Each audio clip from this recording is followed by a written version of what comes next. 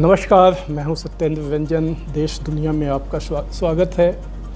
आज हम बात करेंगे रूस और अमेरिका के राष्ट्रपतियों की जो शिखर वार्ता होने वाली है अगले बुधवार को 16 जून को जिनेवा शहर में, उसके संबंध में। रूस के राष्ट्रपति व्लादिमीर पुतिन ने उसके ठीक पहले एक अमेरिकी टीवी चैनल NBC, जो नेशनल ब्रॉडकास्टिंग कॉर्पोरेशन जो है उनका, उसको एक इंटरव्यू देकर दिया है। बहुत ही महत्वपूर्ण इंटरव्यू है और कहा जा सकता है कि इस इंटरव्यू के साथ उन्होंने इस बातचीत का स्टेज सेट कर दिया है। यानी वो ज़मीन उन्होंने बता दी है, वो धरातल बता दिया है जिस पर वो बातचीत करेंगे।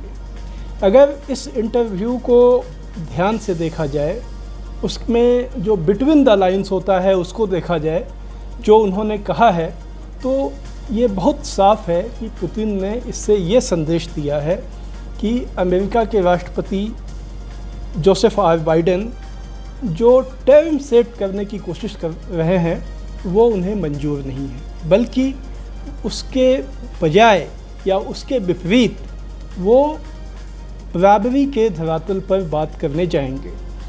जैसा कि हम लोग जानते हैं कि जब बाइडेन अमेरिका से निकले यूरोप की यात्रा पर, जहां वो G7 की बैठक में, शिखर बैठक में भाग ले रहे हैं, और इसके बाद NATO के को संबोधित करेंगे ब्रसेल्स में, और उसके बाद उनका जो तीसरा सबसे बड़ा असाइनमेंट है वो असाइनमेंट है पुतिन के साथ जो उनकी बातचीत है।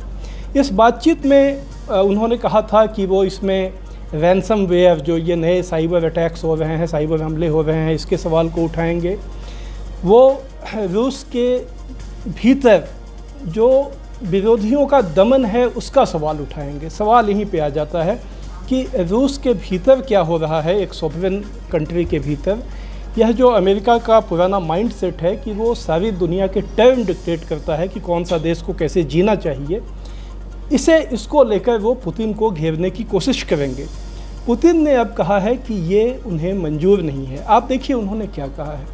अगर हम लोग अमेरिका की राजनीति के अंदरूनी राजनीति पे गौर करें तो वहाँ पर जो जिस ढंग का पोलराइजेशन है डेमोक्रेटिक पार्टी और रिपब्लिकन पार्टी में, और डेमोक्रेटिक पार्टी में पूर्व राष्ट्रपति डोनाल्ड ट्रंप को लेकर जिस तरह की भावनाएं रही हैं वो हम लोग सभी जानते हैं। वो एक तरह का पोलराइज्ड सिचुएशन है।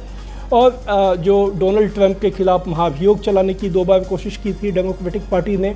इसके अलावा अभी उनके खिलाफ जो 6 जनवरी को जो अटैक हुआ था कैपिटल हिल पे, उसको लेकर जांच आयोग बनाने की कोशिश की थी जो सीनेट में पास नहीं हो सका। इससे लेकिन यह पता चलता है कि वहाँ डेमोक्रेटिक पार्टी के लिए ट्रंप एक अनेथमा है। उसी डोनाल्ड ट्रंप की पुतिन ने काफ़ी तारीफ़ की है इस इंटरव्यू में। उन्हें एक कलरफुल, इमेंसली टैलेंटेड, बेहद प्रतिभाशाली और एक रंगीन मिजाज का व्यक्ति बताया है, रंगारंग व्यक्ति बताया है। और यह कहा है कि वो इम्पल्सिव थे, थोड़ा वो बेसब्र थे। अन्यथा उन्होंने कुल मिलाकर जो बात उसमें संदेश दिया है कि अगर जो बाइडेन रूस के अंदरूनी मामलों में टिप्पणी कर सकते हैं तो पुतिन भी अमेरिका के अंदरूनी मामलों में टिप्पणी कर सकते हैं। जो बाइडेन ने जब राष्ट्रपति बने थे तो उन्होंने एक बड़ा ही अनडिप्लोमेटिक स्टेटमेंट दिया था। एक्चुअल में एक इंटरव्यू में जब उनसे पूछा गया था कि क्या वो पुतिन को किलर यानी हत्यारा मानते हैं, तो उन्होंने कहा था कि हाँ, मैं हत्यारा मानता हूँ।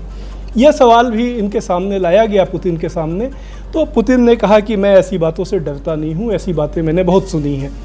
तो यह कुल मिलाकर जो संदेश ये है कि व्लादिमीर पुतिन ने ये बात बता दी है कि वो अगर बात होगी तो समानता के धरातल पे होगी।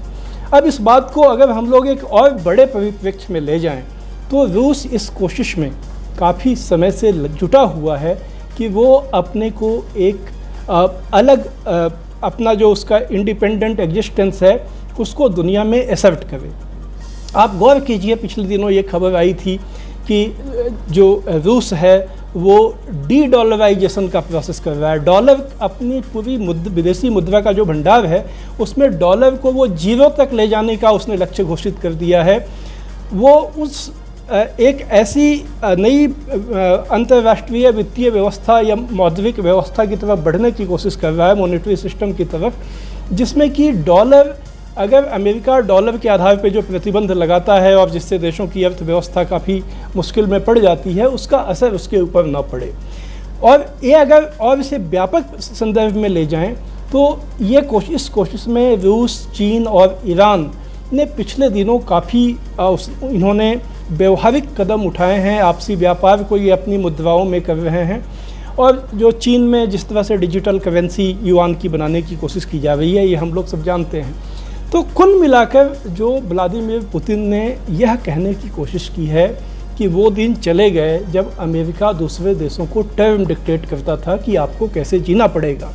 अब अगर पुतिन के प्रति जो अमेरिका में एक ख़ास तरह की भावना हम लोग देखते हैं, उसकी वजहों को समझने की कोशिश करें तो ये बहुत साफ़ है कि जब सोवियत यूनियन ख़त्म हुआ था और बोरिस येल्त्सिन वहाँ सत्ता में आए थे, तो एक तरह से उन्होंने पूरी अर्थनीति अमेरिकी कंपनियों को और जो अमेरिकी जो कंसल्टेंट्स होते हैं उनको सौंप दी थी। और उस दरमियान में रूस में जो सार्वजनिक संसाधन है उसकी भारी लूट हुई। एक ओलिगार्क सामने आए और विदेशी कंपनियों में का वहाँ पर एक तरह से आप कह सकते हैं उसे सीधे लूट शब्द ही कहा जा सकता है। जब पुतिन राष्ट्रपति बने तो उन्होंने उस प्रक्रिया को काफ़ी रोका है। उसके बाद उन्होंने फिर से रूस को, हालांकि आज रूस काफ़ी एक गैर बराबरी वाला देश है, वहाँ की अंदरूनी व्यवस्था में बहुत सारी समस्याएं हैं, लेकिन वो जिस ढंग से पहले येल्त्सिन के टाइम में वो पश्चिम का बिल्कुल पिछलग्गू बन गया था, उससे पुतिन ने उसको मुक्त किया है।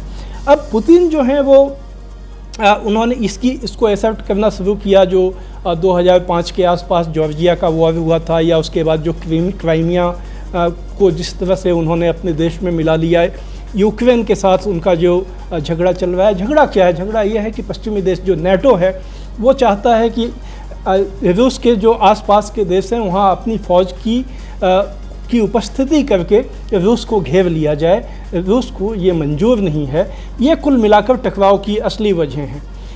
लेकिन ये एक समय जब अमेरिका एक दुनिया में सबसे बड़ी ताकत था, उसे कोई चुनौती नहीं थी, उसकी अंदरूनी व्यवस्था को लेकर इल्यूजन, भ्रम बना हुआ था कि वो एक लोकतांत्रिक देश है और वहाँ पर काफ़ी लोगों को अधिकार मिले हुए हैं।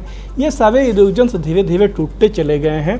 जिस तरह का पोलराइजेशन अभी वहाँ पर देखने को मिला है, पॉलिटिकल पोलराइजेशन, जैसी वहाँ गैर बराबरी बढ़ी है, जिस तरह के वहाँ राजनीतिक और सामाजिक टकराव देखने को मिल रहे हैं, और जिस तरह एक राष्ट्रपति वहाँ पर अपने को अक्षम पाता है किसी भी अपनी बड़ी पॉलिसी को लागू करने में, जो कि जो बाइडेन वहाँ पर झेल रहे हैं। वो एक 2.3 ट्रिलियन डॉलर के अपने इंफ्रास्ट्रक्चर पैकेज को पास कराना उनके लिए मुश्किल बना हुआ है।